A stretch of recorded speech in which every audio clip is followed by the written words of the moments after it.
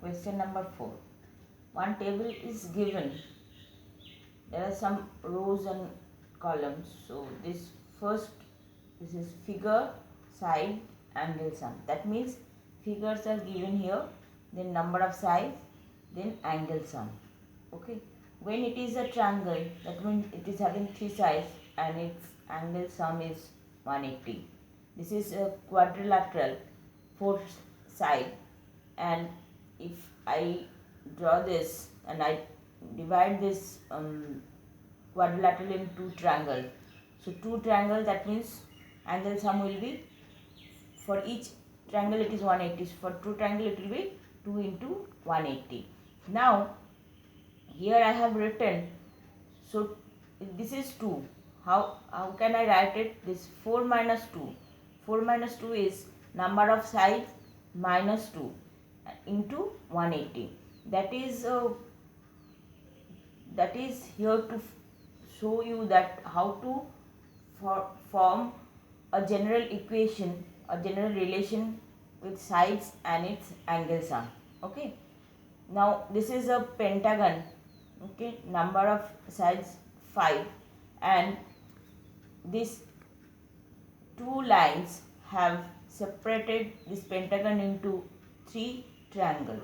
So as 3 triangles, so angle sum will be 3 into 180.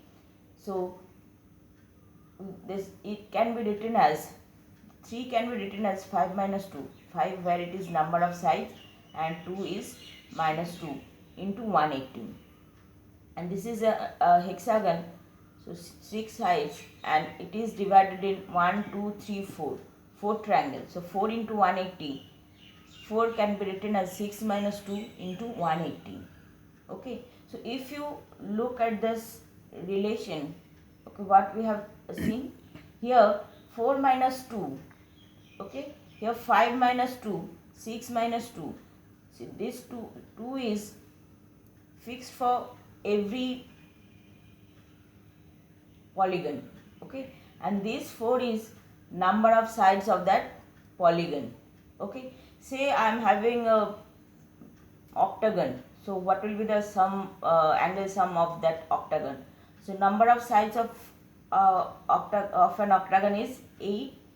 Okay, 8 minus 2 into 180, that is 6 into 180 will be its angle sum of that octagon.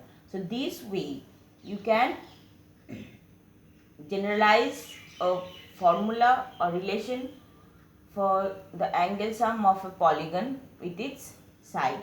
If I say a polygon is having n number of sides, if I say a polygon is having n number of sides, so what will be its angle sum?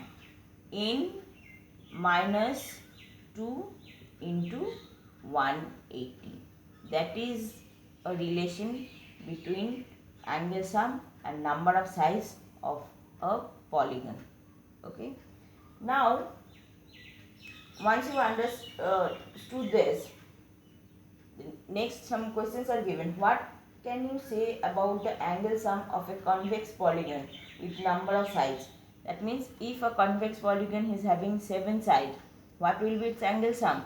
So 7 minus 2 into 180. That means 5 into 180, it is 900 degree. Okay. Now 8, so I have shown you earlier. If it is 10, so it will be 10, in place of n you will write 10 minus 2 into 180. So 10 minus 2 is 8 into 180 is 1440 degree. Okay, and I have shown you here. Next is question number 6. Find the angle, measure x in the following figure. Means some figures are given, and where x is given, that means x is unknown for you, you have to find out. Okay, here you have to use this angle sum property. Okay, first one is easy, it's a quadrilateral, so sum will be 360. You can easily find out x. Now question number B. Okay, so figure is looks somewhat like this. Okay, now this is 90 degree. This, if anywhere it is given and it is not written also, you will assume it as 90 degree. So it is 90 degree, so it will be its linear pair. Okay, so it will be 90 degree. Now you all know this angle, you know this angle, you know this angle, you know don't know this, and sum of it is a quadrilateral, and angle sum of all angles of a quadrilateral is 360 degree. Okay, sum you know, and you know this, so you can easily find out. So what you have to do, you have to add first this. Okay, 90 plus 60 plus 70, this total you have to subtract from 360 degree. So it will be 90 plus 60 plus 70. So it will be 140 degree. Okay, now this is figure number C. Now it is 1 2 3 4 5, it's a pentagon. Okay, this angle is given 70 degree, so this will be its linear pair. So how much it will be? An angle and its linear pair makes 180. Okay, so if it is 70 degree, so obviously its linear pair will be 110 degree. 180 minus 70 is 100.